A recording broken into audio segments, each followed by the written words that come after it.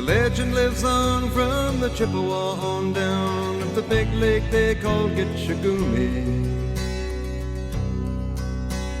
The lake, it is said, never gives up her dead when the skies of November turn gloomy.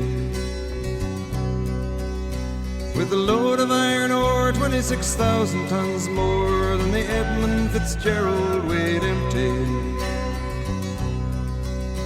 That good ship and true was a bone to be chewed when the gales of November came early.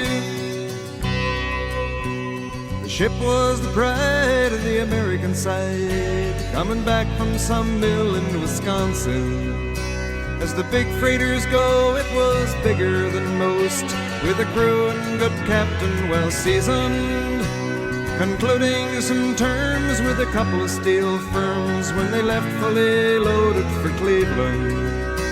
Then later that night when the ship's bell rang, could it be the north wind they'd been feeling?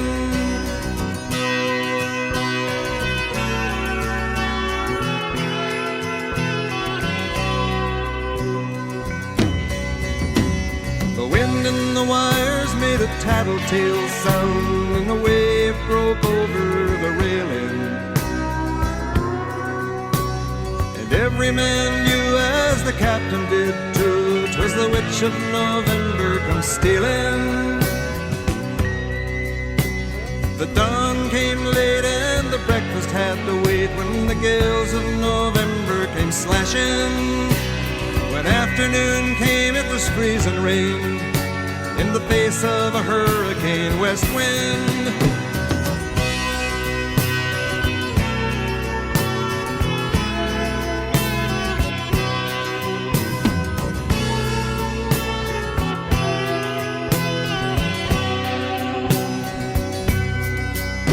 When supper time came, the old cook came on deck saying, "Fellas, it's too rough to feed you."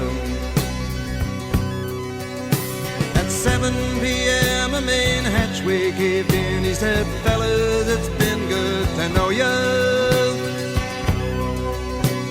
The captain wired in, he had water coming in, and the good ship and crew was in peril. And later that night, when his lights went out of sight, came the wreck of the Edmund Fitzgerald.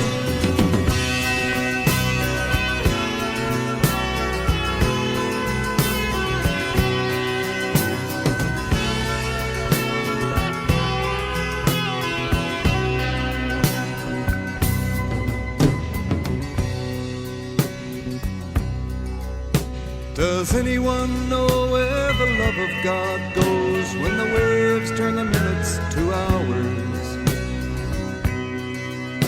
The searchers all say they'd have made Whitefish Bay if they'd put 15 more miles behind her.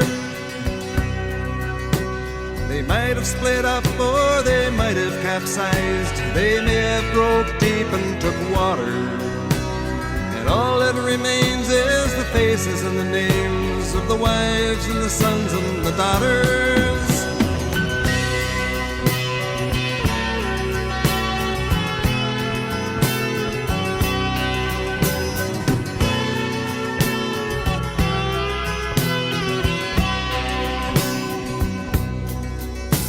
Lake Huron rolls, Superior sings in the rooms of her ice water mansion.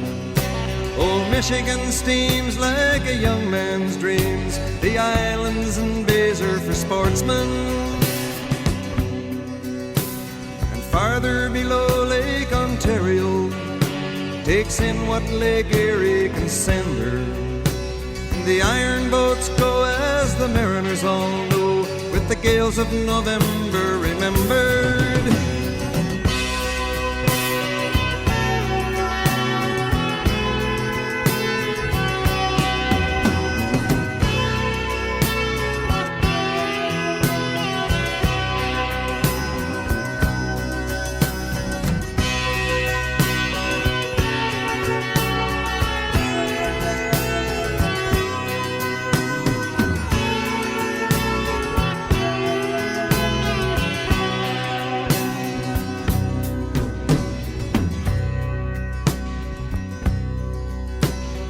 musty old hall in Detroit they prayed in the Maritime Sailors Cathedral. The church bell chimed till it rang 29 times for each man on the Edmund Fitzgerald.